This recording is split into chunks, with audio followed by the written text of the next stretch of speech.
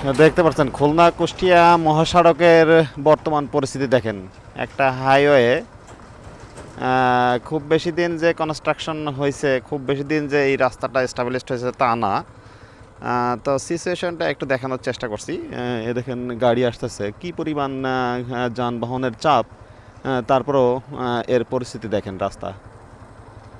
হ্যাঁ, বাংলাদেশের প্রেক্ষাপটে এগুলা যারা কনস্ট্রাকশনের কাজ নিয়েছিল, যে ইঞ্জিনিয়াররা কাজ করেছে, তাদের কি আসলে দেখার কোনো লোক নাই? আসলে দেখেন অবস্থা, হ্যাঁ কতটা ভয়াবহ অবস্থা। রাস্তা দেখে এর ভিতরে রাইড করা যায় কিনা। আর এই যে বালির গাড়িগুলা দেখেন কীভাবে যাচ্ছে বালি পড়তে পড়তে। এই যে দেখেন অবস্থা, মানে ধুলা আর কি পুরা, মানে হাইওয়ে যে খুলনা কুষ্টিয়া যে হাইওয়ে, এই হাইওয়ের বর্তমানে এই অবস্থা আর কি। হ্যাঁ, আর এই বালির গাড়িগুলা একটার পর একটা এই কুষ্টিয়া থেকে খুলনা বলেন, চুয়াডাঙ্গা বলেন, মেহেরপুর বলেন, হ্যাঁ মাগুরা, যশোর, টোটাল বালিগুলা এই দিক থেকে যায় এবং এই যে পড়তে পড়তে যায় আর কি। হ্যাঁ, তো এই পরিস্থিতি আর কি। তো এই রাস্তার এই অবস্থাটা আসলে আমাদের দেশের যারা রোডস অ্যান্ড হাইওয়েতে কাজ করে তাদের এই অবস্থা দেখেন, তারা কিভাবে কাজ করলে এই যে এদিক দিয়ে চালানোর মতো কোনো অবস্থা আছে কিনা দেখেন। এই দেখেন টোটালি ফেটে গেছে আর কি, টোটালি রাস্তা উঁচু নিচু হয়ে গেছে। হ্যাঁ, এই ভয়াবহ অবস্থার ভিতরে এদিক থেকে যানবাহন চলতেছে আর কি।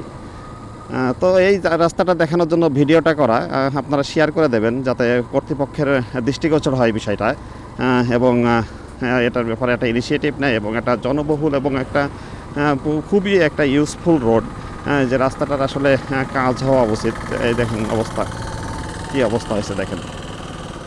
তো খুব বেশি দিন আগে এই রাস্তাটা হয় নাই, খুব অল্প কিছুদিন আগে এই রাস্তাটা কনস্ট্রাকশন হয়েছে।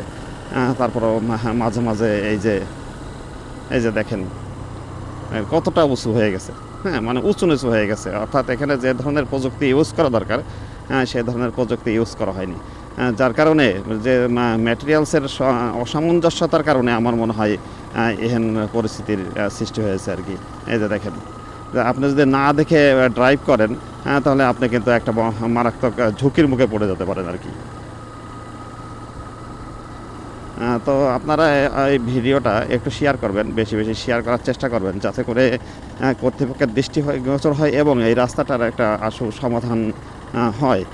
কারণ এই রাস্তাটা কিন্তু খুবই ব্যস্ততম একটা রাস্তা। হ্যাঁ, খুবই ইউজফুল, সারাদিন প্রচুর পরিমাণে গাড়ি ঘোড়া চলাফেরা করে এবং এখানে দুর্ঘটনাও ঘটে প্রায় প্রায় শুনি। এখানে লোকজন দাঁড়িয়ে আছে দেখছি, কিছু একটা ঘটছে মনে হয়। তো দিস ইজ অল অ্যাবাউট, আপনারা ভালো থাকবেন আর সম্ভব হলে ভিডিওটা, আল্লাহ হাফেজ।